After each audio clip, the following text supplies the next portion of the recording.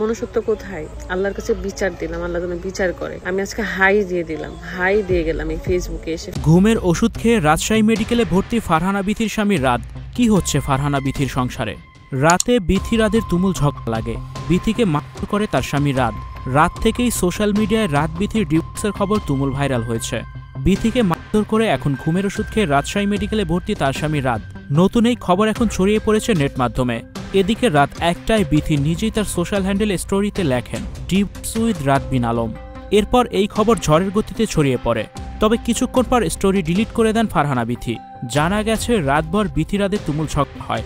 বিথিকে মারধর করে তার স্বামী রাত। আগে থেকেই বিথির গায়ে হাত তুলে আসছিল তার স্বামী রাত বিন আলম। দিনের বেলায় বিথির চোখে কালো দাগ নিয়ে কেঁদে কেঁদে একটি ভিডিও করেন, যা থেকেই সবাই বুঝে যায় বিথির সংসার এখন ভাঙনের পথে। আর এই ভিডিও দেওয়ার পরই বিথিকে আরও মারধর করে তার স্বামী রাত। দুজনের ধস্তাধস্তি হয়। মেয়েকে নিয়ে রাতেই বের হয়ে যান ফারহানা বিথি। বিথি যাওয়ার পরেই ঘুমের ওষুধ খেয়ে অজ্ঞান হয়ে যায় তার স্বামী রাত। তাকে রাজশাহী মেডিকেলে ভর্তি করে চিকিৎসা করা হচ্ছে। কয়েক মাস ধরে রাত বিথির মধ্যে ঝামেলা চলছে। দুজনের বনিবনা হচ্ছে না। বিথিকে এখন সহ্য করতে পারে না রাত। গরিব ঘরের মেয়ে বলেই কি বিথি এভাবে অপমানিত হবে?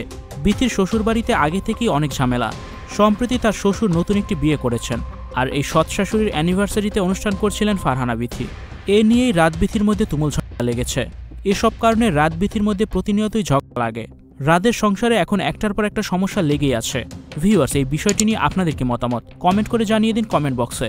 ভিডিওটি দেখার জন্য সবাইকে অসংখ্য ধন্যবাদ। Icon focus 24 TV, powered by 4D Fourth Dimension।